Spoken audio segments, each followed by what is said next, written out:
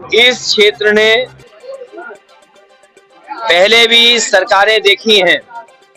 जो आज बिजली का इंतजाम जो बेहतर दिखाई दे रहा है, जो फीडर सेपरेशन का काम है, वो समाजवादियों की सरकार के समय के फैसले हैं, जिसका परिणाम ये है कि किसान को और शहर में या शहरी आबादी में जो लोग रह रहे हैं उन्हें पर्याप्त बिजली समय से दे पा रहे हैं। यहाँ के चीनी मिलों के और खासकर गन्ने के किसानों की कीमत हमेशा समाजवादियों ने बढ़ाई। मोरना चीनी मिल की कैपेसिटी बढ़े, सरकार बोल के तो चली गई, लेकिन मोरना चीनी मिल की कैपेसिटी कैसे बढ़ेगी उसके बजट के लिए इंतजाम कोई नहीं किया। लेकिन समाजवादी पार्टी जीतेगी, सदन में अभी आवाज उठाएगी, सरकार को घेरेगी और सरकार बनने पर कैपेसिटी जैसे कई चीनी मिलों की क्षमता बढ़ाई थी उस हिसाब से बढ़ा करके करेंगे और किसान के सामने कभी भी पेमेंट का संकट ना हो, वो मैकेनिज्म, वो व्यवस्था, वो पॉलिसी बनाने का काम करेंगे जिससे सरकार, चीनी मिल और हमारे किसान के सामने कभी संकट पैदा ना हो। लोग तो ये भी कहते थे कि गंगा की धारा लेकर के आएंगे। क्या गंगा की धारा पहुंच गई? देखिए, जो डिवाइड एंड रूल, डिवाइड की हिंदी जो है उसी से भारतीय जनता पार्टी ने नारा निकाला। जो नारा निकालने वाले थे वो आपस में बट गए और बड़े बड़े नेता उनके उस नारे से किनारा कर रहे हैं। उस नारे से कैसे पॉजिटिविटी निकालें, ये भारतीय जनता पार्टी की नकारात्मक सोच है जो जनता के सामने आई है नारे के माध्यम से।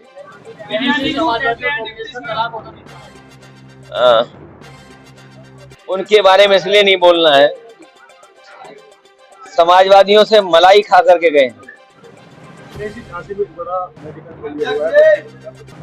जो बच्चों की जान गई दुखद है और दुखद इसलिए है कि सरकार की लापरवाही की वजह से बच्चों की जान गई है और सरकार को अभी भी चिंता नहीं इस बात की कि बच्चों की जान चली गई है। वो अभी भी जो फैसले लेने चाहिए, जो दोषी उनके खिलाफ कार्रवाई नहीं कर रही।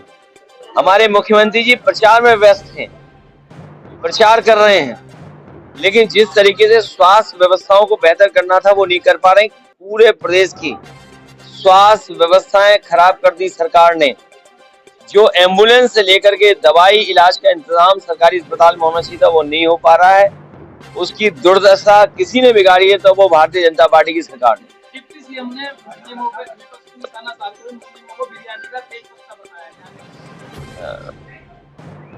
डिप्टी सीएम डेली डपट खाते हैं मुख्यमंत्री से। जो ये डिप्टी सीएम हैं डेली डपट खाते हैं और उनका कुछ है भी नहीं इंतजाम वहां पर। वो एक सीएमओ को हटा नहीं सकते, एक डॉक्टर के खिलाफ कार्रवाई नहीं कर सकते। आपको याद होगा मोबाइल पीछे पीछे चलता था, वो आगे आगे चलते थे, छापा मारते थे, कभी किसी पे कार्रवाई कर पाए? ये वो लोग हैं जो बस पा गए हैं।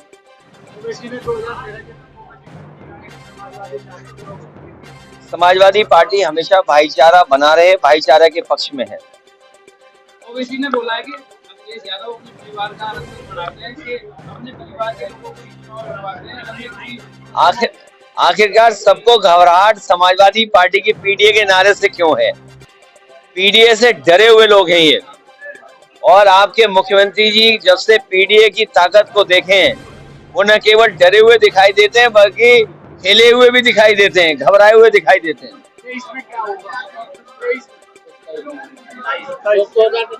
27 में जो 24 का परिणाम आपने देखा, जो 24 का परिणाम देखा उससे बेहतर परिणाम होगा। भारतीय जनता पार्टी की सरकार जाने वालों में से है, इनकी सरकार जाएगी। एनडीए नकारात्मक लोगों का गैंग है, उन लोगों का है जो स्वार्थी हैं। एनडीए उन लोगों का समूह है जो लूट रहे हैं, जिन्होंने पुलिस की व्यवस्था खराब कर दी 100 नंबर 112 करके। और इतना करप्ट पुलिस कभी नहीं देखी जो इस बार देखने को मिल रही है। अभी तक तो पुलिस चोर को पकड़ती थी, अभी कई जगह पुलिस को पकड़ रही है। 40 लाख रुपए का बैग पकड़ा गया, एडीजी जैसे अधिकारी को थाने में जाना पड़ा और उस थाने की कमाई सोचते हो क्या थी? 15 लाख रुपए प्रतिदिन। इतनी लूट कभी नहीं हुई। और मैं चला जाऊं किसी आईपीएस से चुपचाप बैठ करके बात करना कि 50वें पायदान पर जो अधिकारी था उसे टॉप पे बैठा दिया।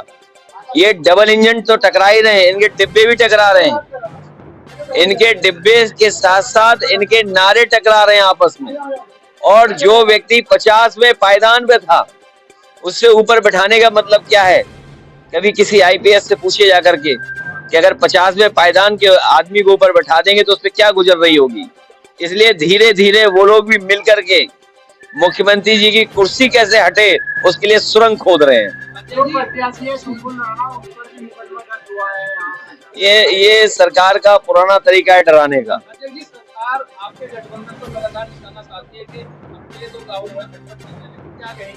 ये ऐसी खटपट है जो उनकी खटिया खड़ी कर देगी। धन्यवाद।